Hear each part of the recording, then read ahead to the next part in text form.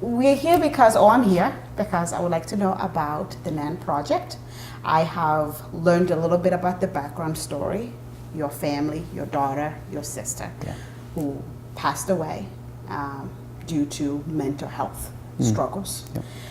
So let's start from there. Normally families would like to remember their loved one, would like to make their death meaningful. Was this the idea behind starting this nonprofit? Yes, we started the NAN Project more than 3 years ago because after the death of Nan by suicide, what we realized is that people don't talk about suicide. And there's such stigma and shame and judgment associated with stigma that young people who may be struggling, and there are so many that are struggling, are afraid to come forward. They don't know where to turn, they don't know how to ask for help, and I just don't want another family to go through what we've been through because of something that is preventable. Suicide is preventable. Now, when you talk about the stigma, what was that stigma? Did you feel the stigma after your sister passed? I think there was stigma. She felt stigma growing up. We knew from the age of 14 or 15 years old that she had mental health diagnoses. But because of the stigma that surrounds mental health, she was very resistant to getting treatment. And I think us as a family, we didn't really have the language to talk about her mental health struggles because there's such stigma that surrounds it. We knew very little about depression or anxiety and how to help someone that's struggling. Now, you said it can be prevented. Yes. You strongly believe that suicide can be prevented? I do believe that suicide can be prevented if we talk about it, if people are educated about it, if we know how to respond to someone who's struggling. You know, it can be as simple as asking the question, are you thinking of hurting yourself? And there's a myth that says that is something that may, let me say this again, it's a myth that if you say something about suicide, it will plant an idea. That's not true at all. It will bring relief to the person who may be experiencing suicidal thoughts. And it gives them the opportunity to know that someone understands what they're going through, or that they can talk about it, that they can ask for help. So knowing that fact, how do you reconcile your daughter's death? I think that's a very hard question to answer. I'm not sure I want to go there. Okay. All right. So you started this project, this nonprofit, to raise awareness, right? We are working in schools. We are reaching out to the young children. Why there? Because we saw that Nan her struggles were throughout school. And we really needed a jumping off place. So we started our work in high schools. We bring our young adults who have struggled with various mental health concerns, and we work with them to create what we call comeback stories, where they talk about what it was like to be a 16-year-old struggling with depression, or a 17-year-old with anxiety. But more importantly, what were some of those supports that they were able to access either within their schools or within their communities to get onto this path of recovery.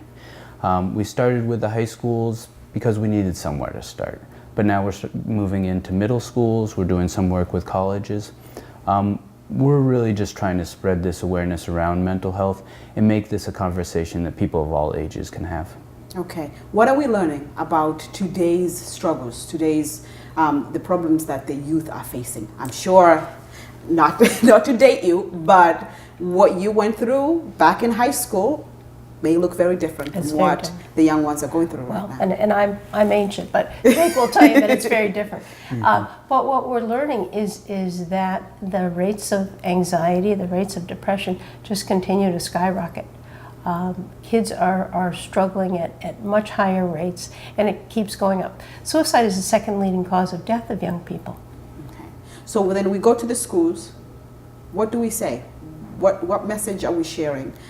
Tell me about the conferences you have, the discussions that you have with the teens. All right. So our model, like I said, is a peer-to-peer model. So we have young adults who go in and present their stories, talk about what it was like for them to struggle when they were in high school, with the idea of opening up that conversation around mental health and making it something that the students feel comfortable talking about in the classroom setting, making that classroom a safe space for them to open up and ask questions around depression, around bipolar disorder, schizophrenic, whatever that mental health issue is, and making that a comfortable place to talk about it, and more importantly, educating them about where they can go to support themselves or their friends. Who are those trusted adults that they can turn to when they need to?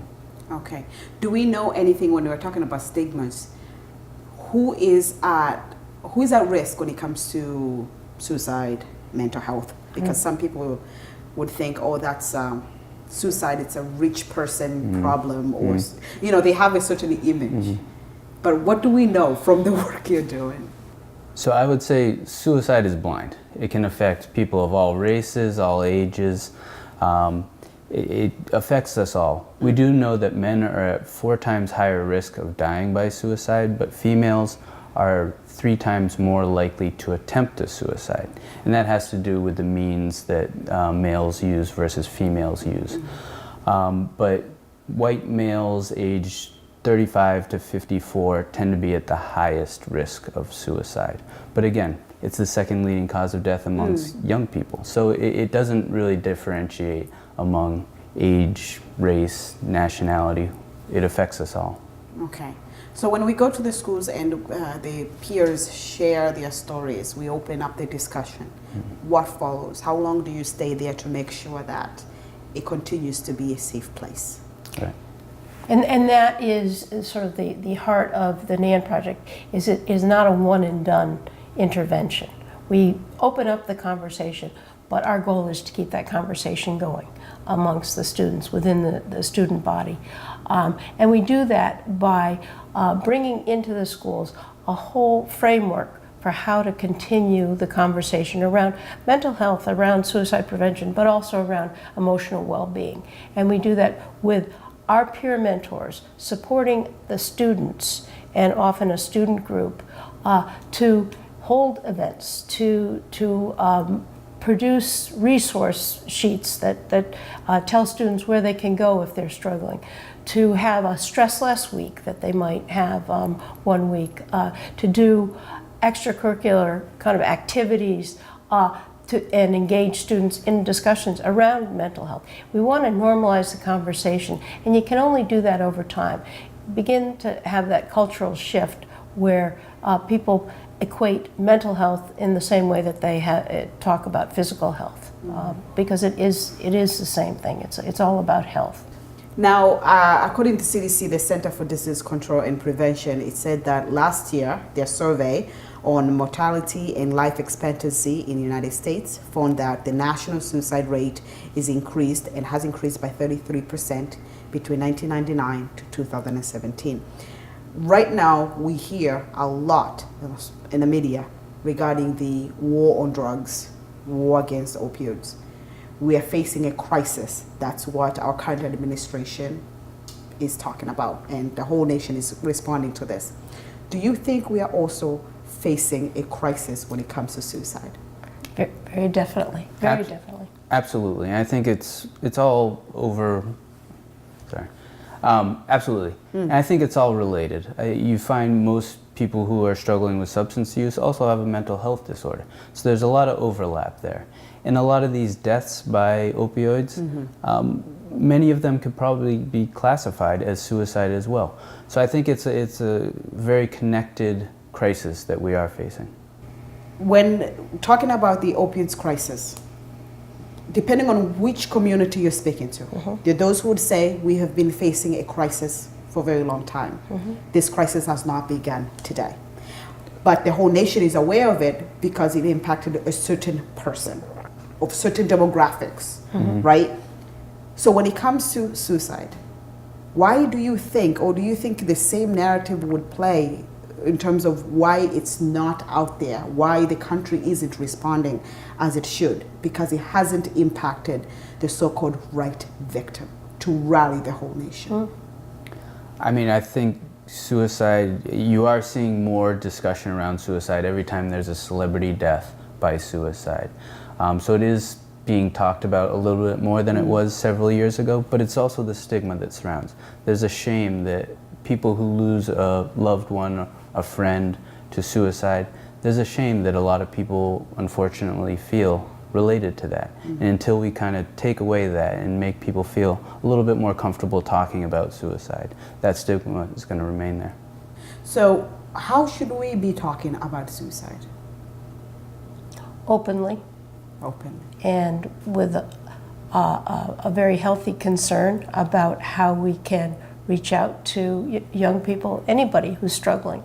How we can, I think one of the greatest protective factors is connection.